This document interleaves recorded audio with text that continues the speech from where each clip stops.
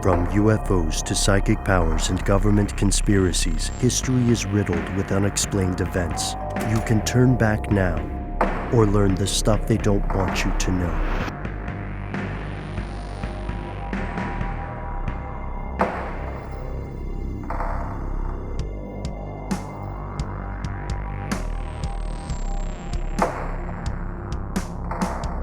Yeah, so Matt, you and I have had a very strange experience. We flew to LA years and years ago to make a pilot sizzle reel, which is a very common thing with production companies. They'll make almost on spec a fake trailer for a show that doesn't yet exist. They'll show the trailer to a network and say, wouldn't this be cool if this was a trailer for a real show? And our experience there was, I had a fun time, but I think they were irritated with us because we had integrity. We flat out refused to play ball. We can talk about this now without naming too many specifics. Yeah. So we get contacted. I think I get contacted as an individual. We get contacted as a show on a not infrequent basis with people who want to pitch us ideas for things. And we were asked to work on essentially a treasure hunting show, an investigative treasure hunting docuseries kind of thing. They found out that I am a Melungeon, and that's a very small tri-racial isolate population, it's called, here in the US. And they wanted us to act as if some things that were legends were absolutely true. And then they kept or at least we believe they were absolutely true and we're going to find them. Yeah, exactly. And so they wanted us to pretend some things were true that Matt and I knew not to be true. They did want us to, Frankenbite or get some takes, and they were very nice people. But I think they were a little irritated with us when both Matt and I separately and together would just put our foot down and say, I won't say that because it is untrue and it's misleading. And then in a different life before... wait, hold on. Yeah. Do you remember being out in the dry,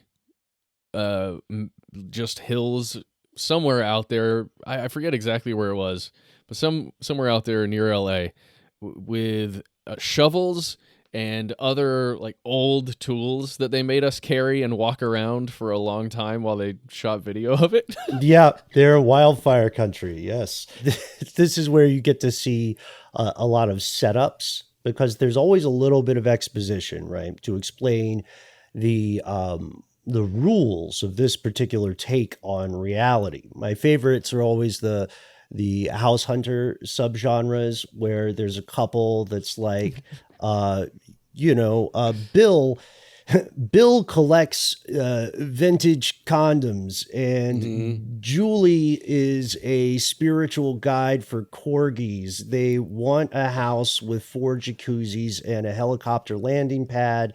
They need it by Tuesday. Their budget is $12. And I'm exaggerating a little, but maybe not as much as I'd wish. So, and of course, they're the most picky people with $12 you've ever seen. Right. Yeah, but it's like I think it's meant to be aspirational, where it's like I too could have a multi-million-dollar fixer-upper in San Francisco. Me with my meager podcast salary. It's what keeps people on the hook because it doesn't make them feel like I think there's different like categories of reality show. There's the ones that are meant to be exclusive and be like a look in to a world you could never possibly be a part of. And then there's ones like those that are aspirational and they're meant to be like, that could be me. I could do that. I could learn how to grout a bathtub or whatever it is, It's interesting. All these shows, they fall into buckets, but at the end of the day, they're all about keeping you with your eyes glued to the show. Yeah, we're going to talk about that, right? What it means, like the reality that is portrayed to us. What does that mean? What are they telling us? Yeah, because So reality TV is a genre, and we want to be fair to it today. So I'm not trying to put my thumb on the scales here when I say the term reality TV is a group term, kind of like the term cancer is a group term. It describes a lot of very different things with, a core, a kind of spinal column of commonalities.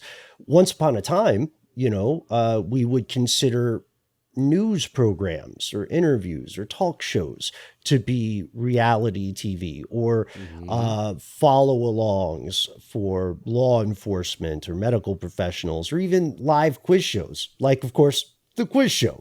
So now, as in 2020, we're at a place where reality TV as a concept has evolved, and the phrase means the specific groupings of shows. And there's so many subgenres.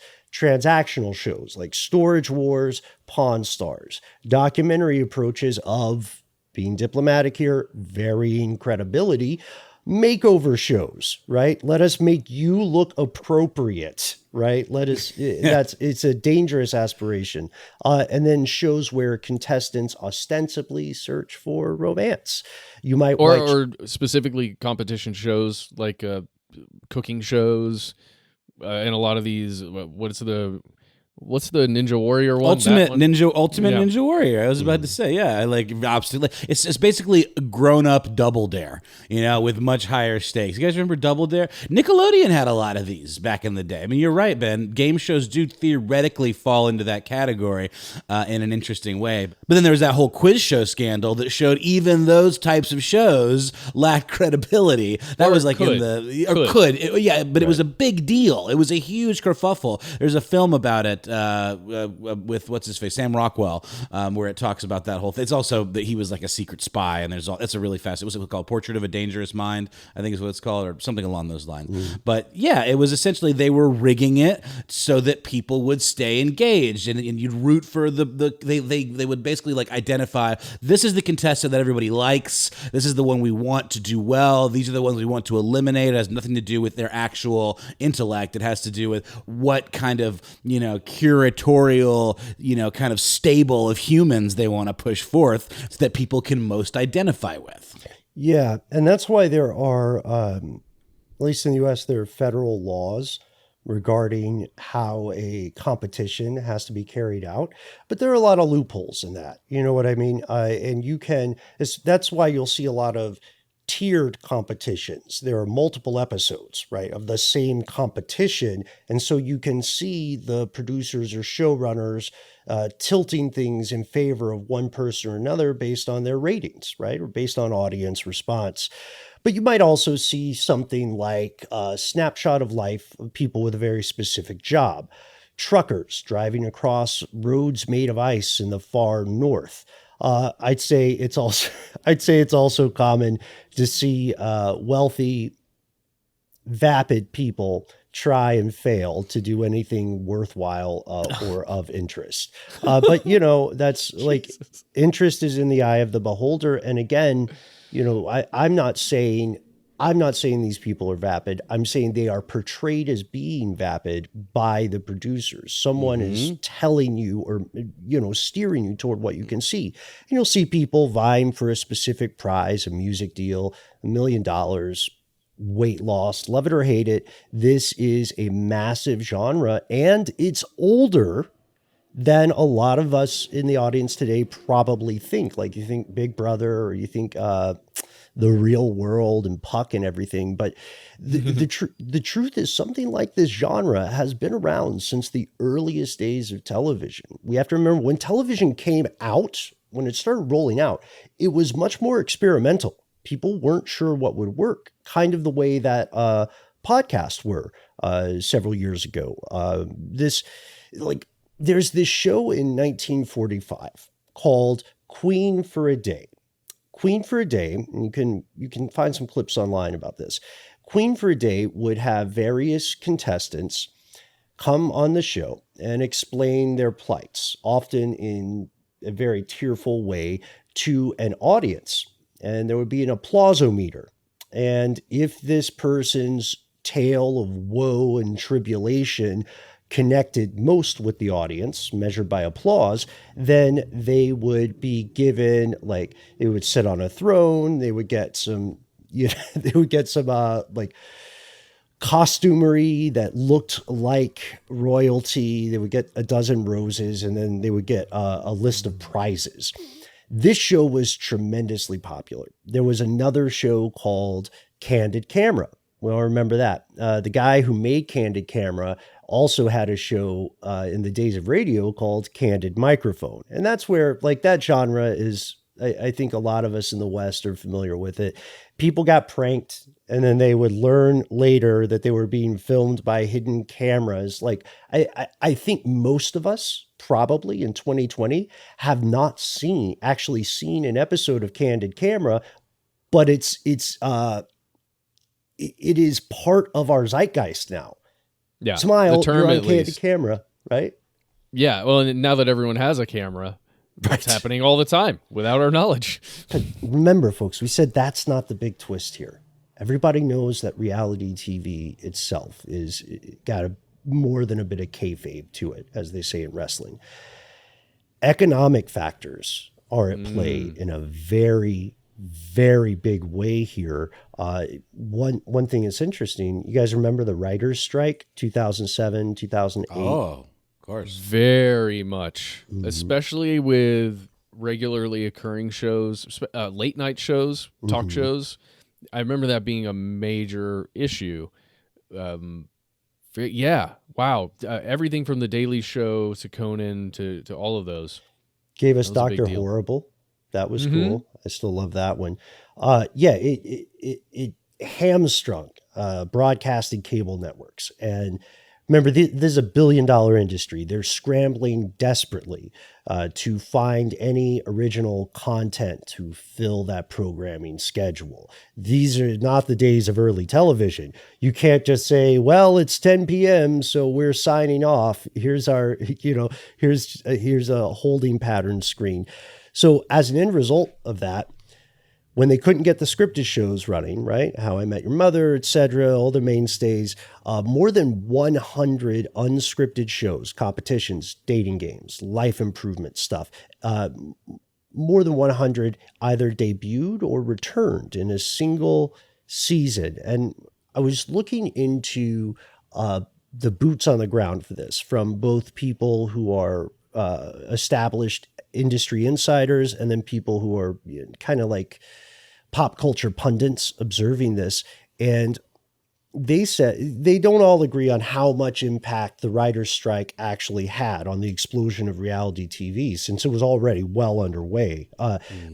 But now they said it was something that could no longer be dismissed as a trend or a fad. From that point forward, reality programs began to top the ratings week after week after week. And it was so good for the bottom line. This is something that we have run into even in our own little domain of media. Unscripted television is much, much cheaper. Think about something as simple as set dressing in a place. So in a reality show, this person, you may enhance the reality of what exists in their room, right? To make that character seem more, oh, they really like baseball. But in a film or a scripted television series, you have to very specifically place things that are going to tell you about the arc of that character. And the money that you spend on just stuff for set dressing is insane, and the people you have to pay to make sure all of that stuff gets in the right place and is in the right spot every time you roll camera, and that's like this tiny sliver of expenses that you're saving when you make unscripted. And Matt is I hope you don't get mad at me for disclosing this, man, but Matt, I can tell you're still a little bit bitter about the set design cost that sank your historically accurate period piece series, right? On what was that again? What time period was that? My historically accurate period piece project. Oh man, improv. Yes, and oh, it was. I got nothing, guys. No, Okay, but it was probably I've kind of got something like this going on behind me right now. If you can see this video, I am ridiculously delayed right now in our Zoom call, by the way, and it is weirding me out. But I've set dressed everything that's behind me to be Matt. Like, this is Matt, the character represented in things behind me. And it's what you would do for either production, scripted or unscripted. But I guess the stakes of it for unscripted are so smaller. I don't know where I'm going with this, guys. No, I totally improv rules threw you under the bus. I apologize. But I love the idea of you having like this mostly in the can sweeping historical epic, and then like the breaking point for the budget was making sure you had historically accurate, like carriages or something. But that happens, and it is, you're right, there are so many expenses that come into play. Like according to E! Online and according to History Channel, a 30-minute episode of your average reality TV show costs somewhere between $100,000 to $500,000 to produce. That's a huge amount of money for individuals. But in the world of television, that's not very much money at all. That's a steal. That's a fire sale. Because if you look at the other side of the spectrum, think about what we call prestige television, right? Breaking Bad, Sopranos, etc. The last season of Game of Thrones, despite being enormously divisive, keeping my personal opinions out here, each episode of that last season cost $15 million. Think of how much reality TV you can make with 15 mil. Oh my God. So many fewer people. No sets. You don't have to be in the winter. Winter is not coming in your reality show unless you're the Ice Road Truckers. It's already come. It's too late. Right. And in Ice Road Truckers, I think they have their own trucks, so you don't have to pay for those either.